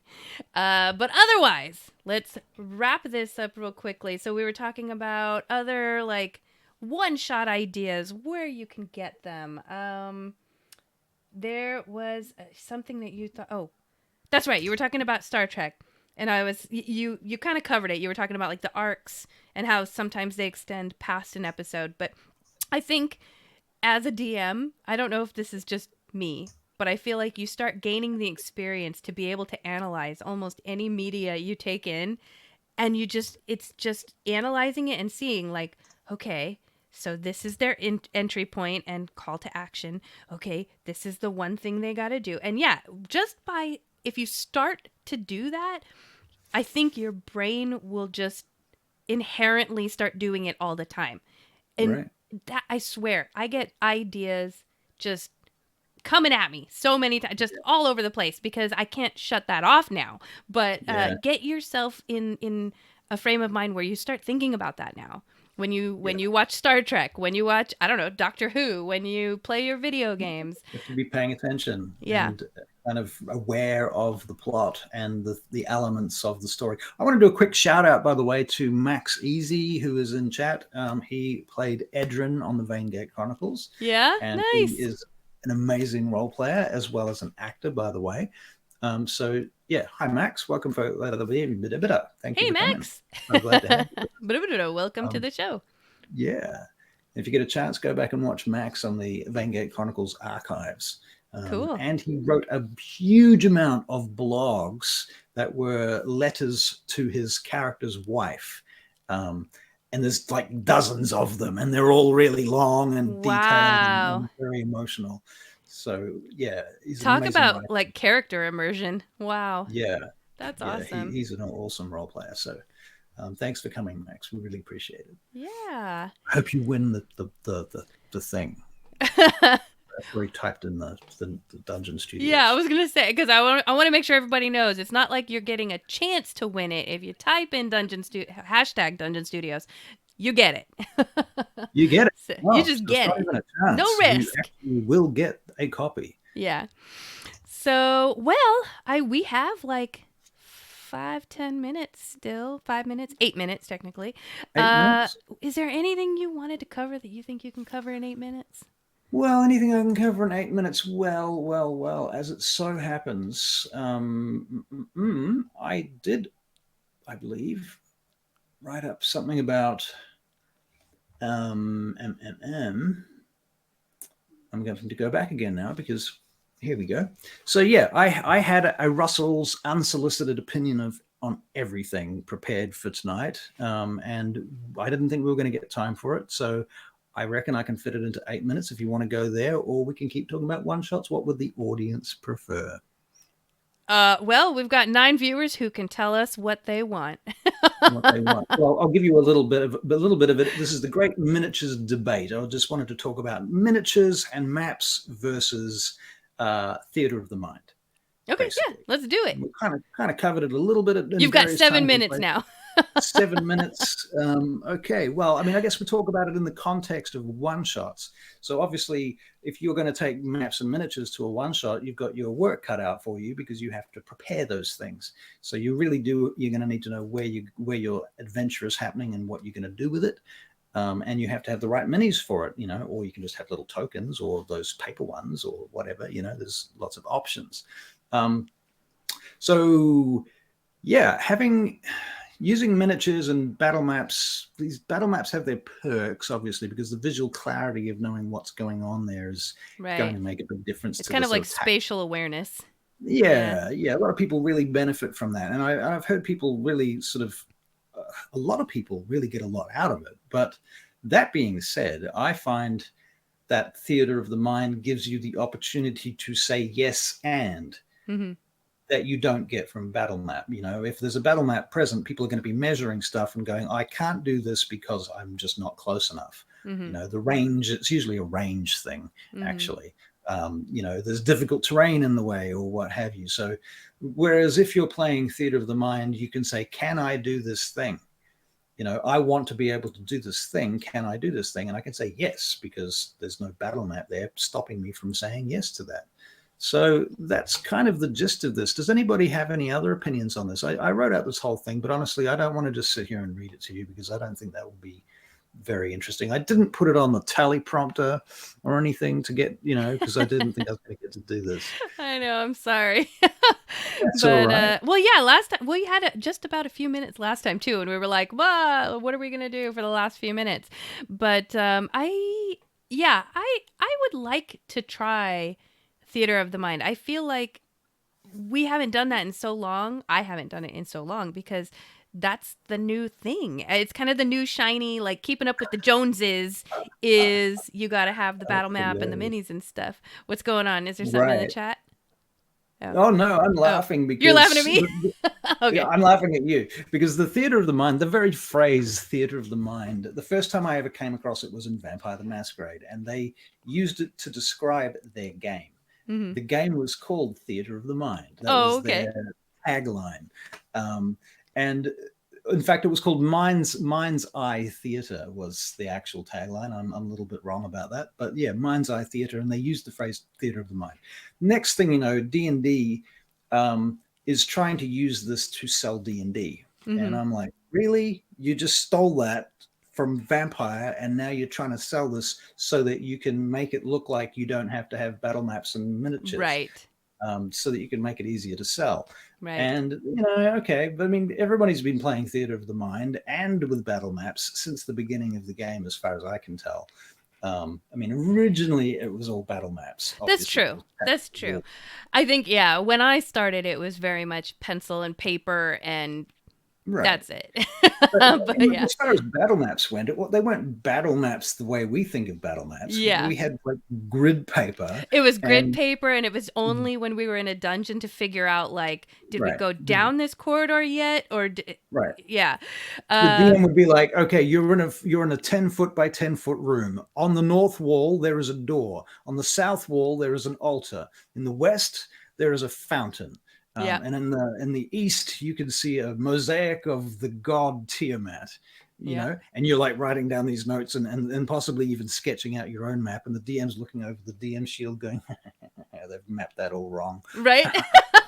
Yeah, I remember the ache of that going, oh, wait a minute. I'm so confused. We have a dead end. And yeah, anyway. Right. And they're trying to map based on your description. This is Yes. hilarious. Yeah. Actually, that would make a fun one shot because I don't think new players or like this generation of players has probably not played that way. That would be a fun one shot idea. Is there is no battle map. You just describe what they're seeing and see if they can notate it correctly. Yeah. Now, before we get too far, because I know we still have a few minutes, but I just want to let all our viewers know, if you're not looking at our chat, the link to the PDF for the module is in our chat. And according to our CEO, he has made it available and active for 48 hours. So, wow. Yeah. Okay. So, what is that? Like, that's your extended warranty. That's your extended offer. So make sure you go grab it. Okay. And let us know if you enjoy playing through it and share with your friends and tell them about Dungeon Studios because we have more up our sleeves, folks, and we got more stuff coming. Yeah. So, yeah. Also, I heard a dirty rumor that Max Easy might come back for a one shot for the Vaingate Chronicles. I don't know if that's true or not, but yeah, if we you will, love I'm rumors. Yeah. So that's what I heard, Max. Well, now that you've put it online, it's has gonna to happen. So yeah, because everything's true on the internet. Everything, yeah, that's right. Everything's true on the internet. Yeah. Alrighty. Well, So I'm out of stuff to talk about, at least for now. Wow. No, I'm just kidding. I'm sorry. I'm so mean to you. I'm sorry. I'm sorry, folks. Okay. Anyway, I just want to make sure everyone in the chat, you guys heard me. The link is in there. Grab it while you can. For 48 hours, it's available. And I hope you guys enjoyed tonight's show. I hope you guys go back and check out some of our prior episodes. I'm not lying. That props and handouts episode, just killer. We got so much good feedback on that episode. So go check that out. The homebrewing and scaling monsters, I think we got a lot of good feedback on that one as well. So make sure you go check. All of that is going to be helpful for you guys to figure out how to create a one-shot on your own. Right. All right, folks. I think that's it for tonight. We will be back next week. I would like to point out one historic thing about this episode. Yes, this is probably the first episode in which I did not actually drop out throughout the whole video. I don't know if it's your first, but I think it's your first in a very, very long time. I don't know. Right. Has it? Somebody, we don't have like crit roll stats. We need someone on this stat to go look at our prior episodes and see if he has dropped in every episode. You're right. I feel like I have, but you never know. The Zoom gods have been pleased. Yes. Anyway, all right, folks, we're going to call it for tonight. We hope you guys enjoyed it, and we will see you here next week at Dungeon Studios. Adios. Have a good night. Good night.